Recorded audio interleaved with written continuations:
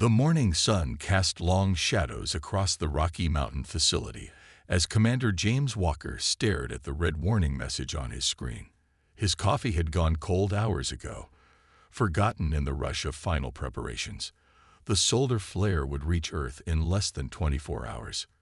"Commander, the last group of civilians has arrived," reported Dr. Miller, her white lab coat wrinkled from 2 days without rest.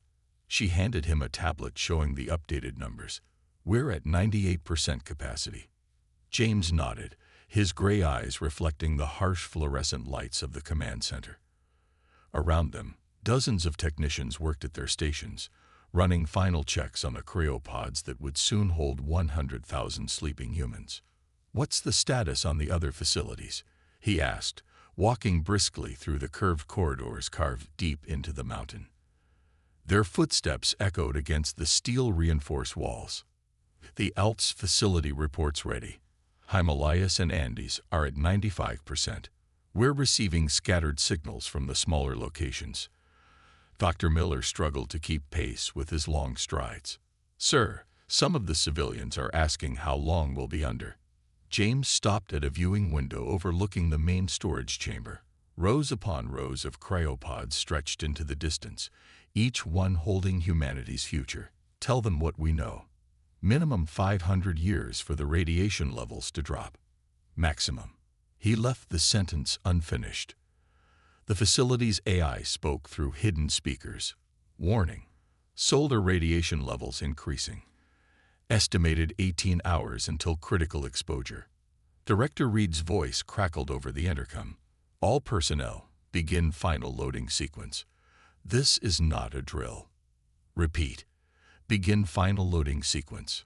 James watched as families said their goodbyes in the waiting areas. Children clutched stuffed animals, their parents trying to make it seem like an adventure rather than an escape from extinction. These were the lucky ones, chosen by lottery or special skills. Millions more would face the flare outside. In the medical bay, technicians helped people into their pods. The process was smooth, practiced over countless drills. "Step in. Lie down. Breathe deeply as the sedative takes hold. Close your eyes as the temperature drops." "Commander," a young technician called out. "We found these." He held up a handful of handwritten letters. Some people wrote messages, just in case. James took the letters, adding them to a steel time capsule near his own pod. "History should know who we were," he said quietly, "and why we did this." The hours passed too quickly. James worked with his team, checking systems, solving problems, keeping everyone calm. The sky outside turned an ominous red. "Final checks complete," the AI announced. "All pods reading nominal. Facility power at 100%. Backup systems engage." Director Reed found James in the command center. The old man looked tired but determined. "It's time, Commander. You should get to your pod." "Sir, I should be the last." Reed cut him off. "You're our best hope for managing the revival. I'll handle things here." He gripped James's shoulder. "Wake us up when it's safe, son." The walk to his pod felt like a dream. James passed rows of sleeping faces behind frosted glass. He thought of the world they were leaving behind. The cities, the achievements, the simple daily moments that made up a civilization. As technicians helped him into his pod, James spoke into his personal recorder one last time. "To whoever finds this, we are the human race. We built wonders and reached for the stars. We loved and fought and dreamed. And we refused to die. Remember us." The pod's cover lowered with a soft hiss. Cold mist swirled around him as the sedative entered his bloodstream. His last conscious thought was a prayer that someone would be there to wake them. Above ground, the sky burned. The greatest solar flare in Earth's history swept over the planet, scorching the surface. Deep in their mountain sanctuaries, 1,000,000 humans slept, waiting for a future they could only imagine. And 5,000 years passed in darkness. The first thing James felt was cold. Not the brutal cold of cryosleep, but a gentle coolness on his skin. His eyes opened slowly, adjusting to soft blue lights that lined the pod's interior. A quiet hum filled the air as ancient machines worked to wake him. "Revival sequence complete," announced a familiar voice. The facility's eye. "Good morning, Commander Walker. Current date is June 15, 7024. James tried to speak, but his throat was too dry. A mechanical arm offered him water, which he sipped carefully. 5,000 years. They had planned for 500.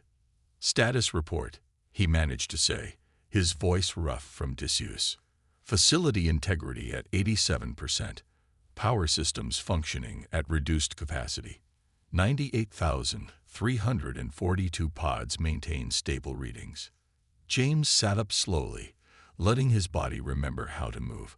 The medical bay was dark except for emergency lighting. Dust-covered unused equipment, untouched for millennia.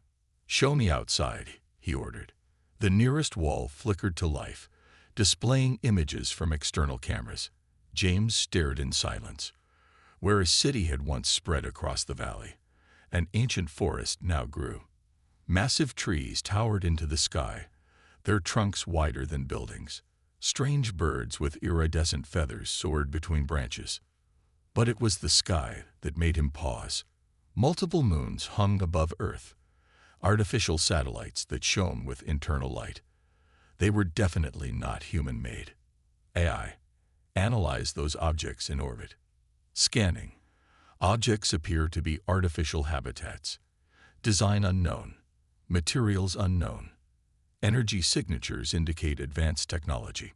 James walked to the facility's main control room, his legs growing stronger with each step. The corridors were silent except for the hum of machinery and his own footsteps. He passed rows of sleeping pods, each containing a person who had no idea how their world had changed. In the control room, more screens came to life. The AI displayed data from automated surveys of the planet. The oceans had risen, reshaping coastlines. New species of plants and animals had evolved. And there were cities, not human cities, but vast structures that seemed to grow from the Earth itself, their architecture both beautiful and alien. Detecting regular energy transmissions from multiple locations, the AI reported. Language analysis suggests artificial origin. Translation matrices processing. James studied the readings. Are we detecting any other active human facilities? Negative. However, long-range scans are limited by current power levels. Moving to another console, James began checking the revival protocols. They couldn't wake everyone at once. It would overwhelm their resources, but they needed a core team to assess the situation. "Begin revival sequence for Emergency Team Alpha," he ordered. "Dr. Miller, Captain Gray, and the essential personnel we designated." As the AI acknowledged the command, something caught James's attention on one of the screens. A flying vehicle was passing through the valley. Its design unlike anything humans had created. It moved with impossible grace, leaving no trace of its passage. "Commander," the AI interrupted, "I'm detecting an organized search pattern in the valley. Multiple unknown devices are scanning the mountain." James watched the dots moving on the tactical display. After 5,000 years, someone had finally noticed them. The question was, were they looking for survivors, or had they detected the facility's power activation? "Maintain camouflage systems," he ordered. "Wake Dr. Miller first. We'll need medical supervision for the revivals. And begin analyzing all the data we can gather about our visitors." As he waited for his team to wake, James looked at the changed Earth displayed on the screens. Humanity had slept through 5 millennia of evolution and development. They were now strangers on their own planet. In the distance, another alien ship appeared, its lights scanning the mountainside. Soon, humanity would have to make a choice: reveal themselves to whatever civilization now called Earth home, or remain hidden in their mountain sanctuary.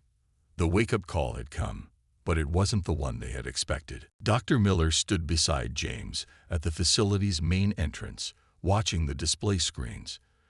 20 other awakened humans gathered behind them, all chosen for their expertise in first contact situations. Outside, 3 alien ships hovered near the mountainside, their hulls gleaming like polished crystal. "They know we're here," said Captain Gray, checking his outdated weapon. "Those scans have been getting stronger every hour." The AI's voice filled the room. "Commander, they are attempting to communicate, broadcasting on multiple frequencies." James straightened his uniform, still fitting after 5,000 years in storage. "Let's hear it." A series of musical tones filled the air, followed by words in an unknown language. The AI worked quickly, patterns emerging from its translation matrices. "Processing complete," it announced. "Basic communication possible." James nodded. "Send our response. Tell them we are the original inhabitants of Earth, awakening from long-term storage." The wait for a reply seemed endless. Dr. Miller checked her medical scanner, monitoring the stress levels of their small group. Captain Gray positioned his security team near the blast doors, though their weapons would probably be useless against such advanced technology. The answer came with a burst of light. A section of the mountain wall became transparent, and through it they saw their visitors for the first time. The aliens were tall, their bodies covered in what looked like flowing crystal. Light pulsed through their forms in complex patterns. "By all that's holy," whispered Dr. Miller, "they're beautiful." One of the crystalline beings stepped forward, lights flickering across its surface in what seemed to be speech. The AI translated, "We are the builders. Your awakening was unexpected. Our records speak of the first ones who vanished, leaving this world empty. You are they." "We are human," James replied, letting the AI translate. "We entered storage before a solar event that would have destroyed our civilization. How long have you lived on Earth?" The builder's lights pulsed faster. 3,000 years we have called this world home. Your structures, your remnants, they taught us much. Our civilization grew from studying what you left behind." More builders entered through the transparent wall. They moved with fluid grace, examining the facility's technology with what seemed like reverence. "Your methods of preservation," one said, touching a nearby Cryo pod. "We thought them legends. The sleeping gods of Earth, some called you." James exchanged looks with his team. Gods, legends, what had humanity become in the stories of these beings? "There are more of us," he said carefully. "Still sleeping. Nearly 100,000 in this facility alone, and more in other locations around the world." The builder's light patterns became intense, almost blinding. The AI translated their rapid communication. "The others, the other mountains that resisted our scans, they hold more of the first ones. If they survived," Dr. Miller said, "we need to check on them." The lead builder moved closer to James. "Your world has changed. Your cities are gone. Your nation's forgotten. But your legacy, your science, your art, your dreams of the stars, they live on in us. We would welcome your return." Captain Gray stepped forward. "Just like that. You'll share the planet." "Earth is vast," the builder replied, "and you are its original children. But there is much you must learn. The galaxy is no longer empty. Many species look to this world as a center of civilization." James thought of their million sleeping people, ready to wake in a universe more incredible than they had imagined. "We'll need help," he said, "to wake our people slowly, to help them adjust." The builder's lights formed patterns that the AI translated as laughter. "Help. From those who taught us to reach the stars. It is we who still need your help. Your people solved problems in ways we never imagined. Your creativity, your adaptability, these are still legendary." Through the transparent wall, James could see more builder ships arriving. News of humanity's return would soon spread across their networks to the stars. The long sleep was over.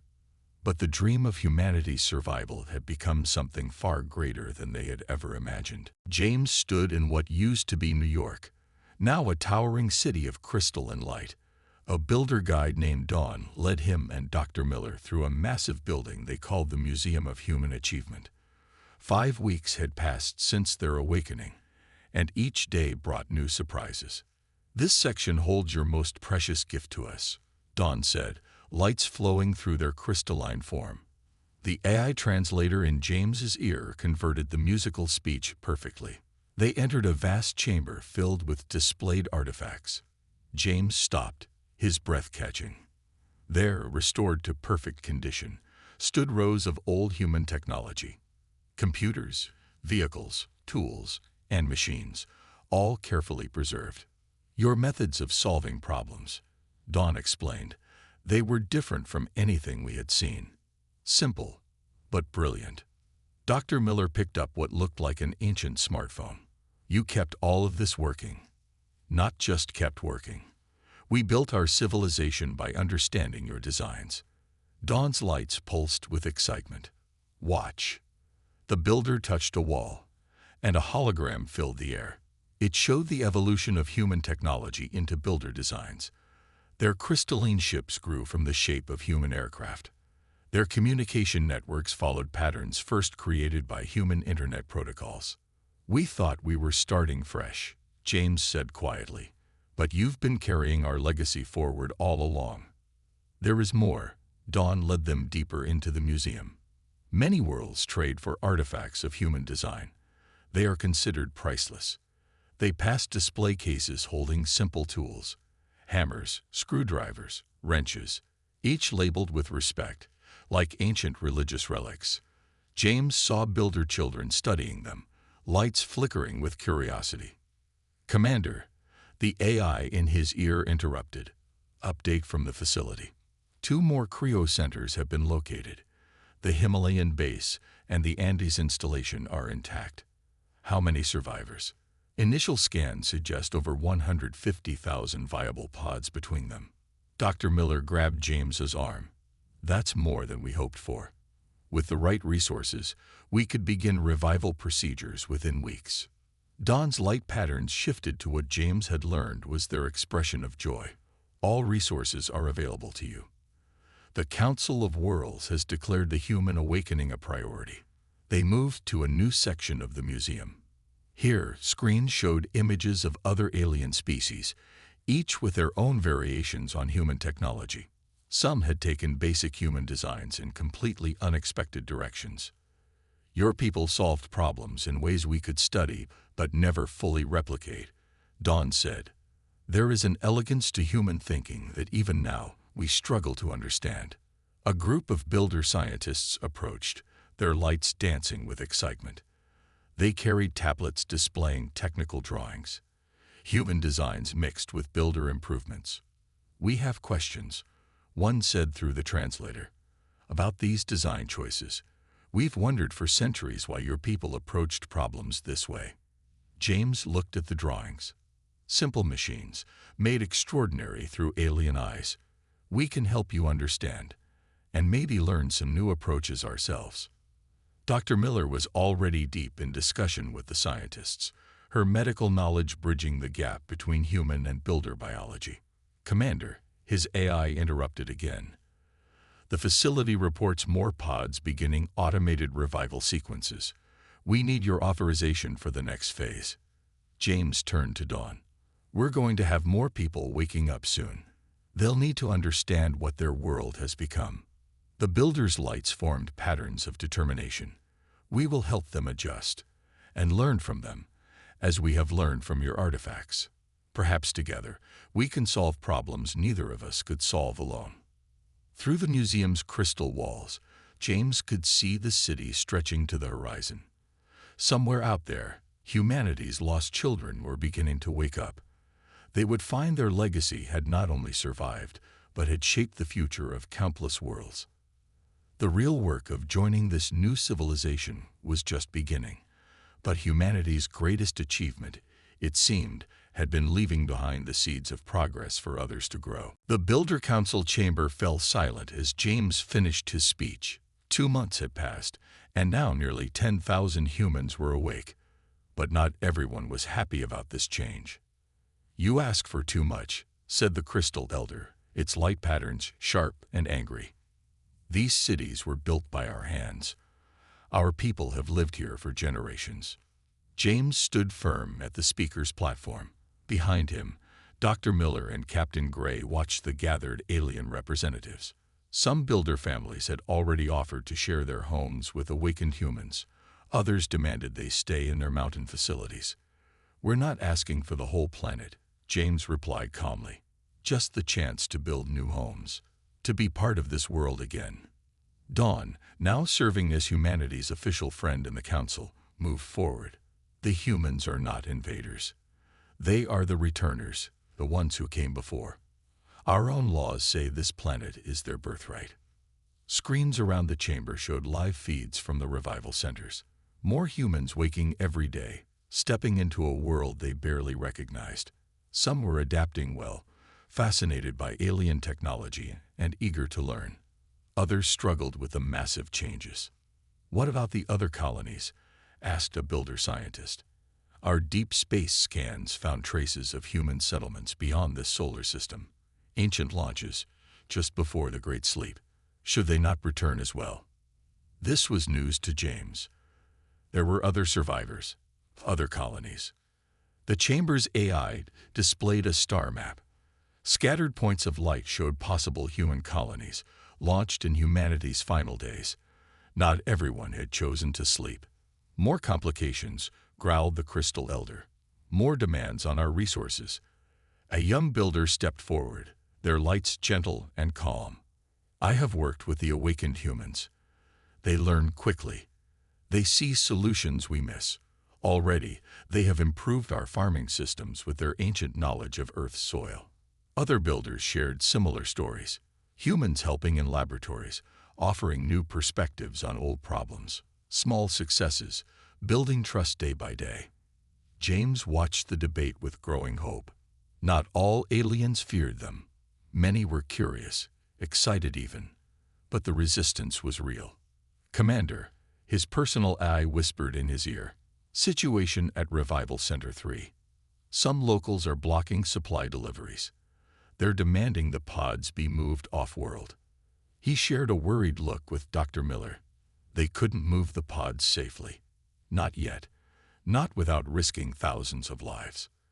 "The humans are here," Dawn announced to the chamber. "They are waking. We can fear this change, or we can embrace it.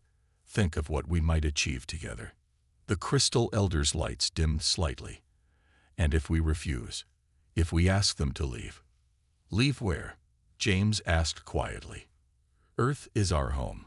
The only home we've ever known. We're not asking to take over. We're asking to share, to contribute, to be part of this new Earth." He gestured to the screens showing humans and builders working together. "Look at what we've already accomplished in 2 months. Imagine what we could do in a year, in 10 years. The chamber erupted in discussion, lights flashing as builders debated among themselves. James waited, knowing this moment would shape humanity's future. Finally, Dawn spoke again. "The council will vote. But know this, many of us welcome the returners. We have lived in the shadow of their achievements. Now we can learn from them directly." Outside the chamber, the sun set over the Crystal City. In mountain facilities around the world, more humans woke from their long sleep. Each one faced the same challenge, finding their place in this changed world. It wasn't going to be easy, but humans had faced impossible odds before. They had slept for 5,000 years, waiting for their chance to live again. Now that chance had come, and they would make the most of it. The warning sirens woke James from a deep sleep. Red lights flashed through his new quarters in the Crystal City. The Builder Eye's voice was urgent. "Unknown ships entering the solar system. Attack formation detected." He rushed to the command center, now a mix of Builder crystal technology and restored human interfaces. Dr. Miller and Captain Gray were already there, along with Dawn and several Builder officers. The Star Raiders, Dawn's lights pulsed with concern. "They've been testing our borders for months. Now they come in force." The main screen showed hundreds of black ships, their designs aggressive and sharp. They had already passed Mars, heading straight for Earth. "What are their demands?" James asked, watching tactical displays light up with warning signals. The usual, a builder officer replied. Resources, territory, technology. But now they know about the awakened humans. They want the cryopods and your ancient knowledge. Captain Gray studied the enemy formation. Those ships, they're using modified versions of old human battle tactics. I recognize the patterns. They learned from ruins they found on other worlds, Dawn explained. But they lack true understanding. They take without learning, destroy without building.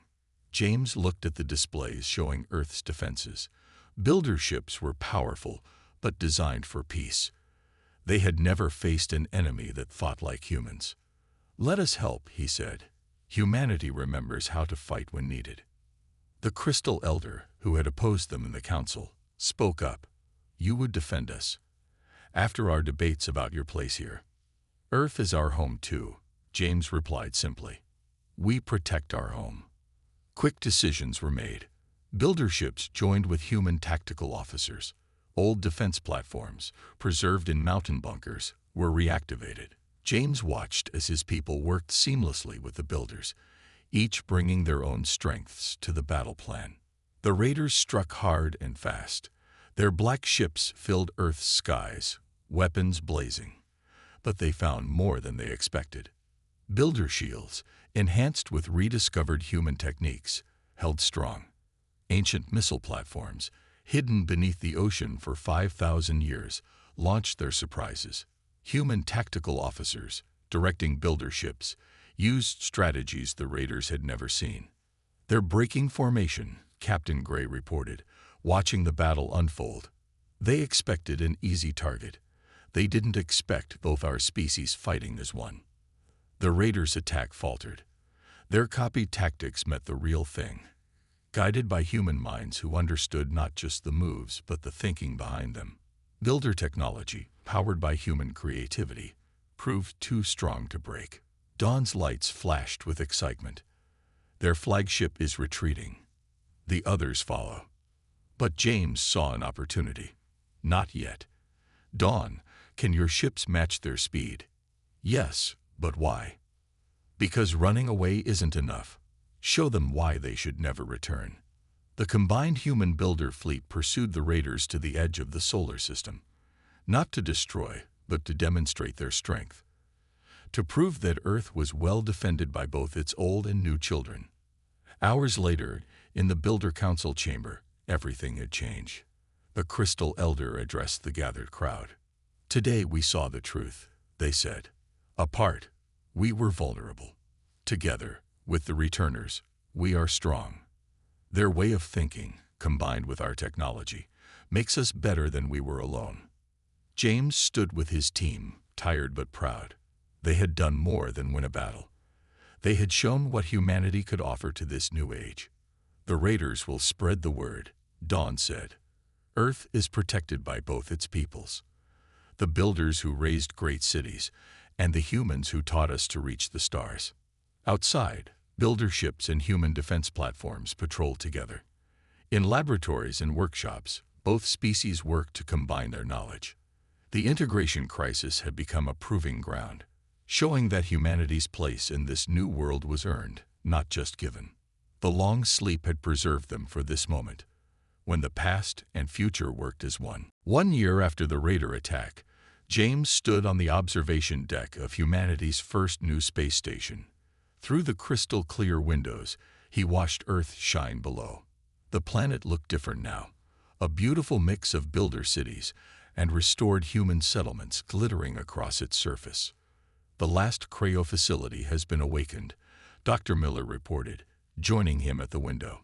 All survivors are now part of this new world. James nodded, remembering the long journey from that first awakening.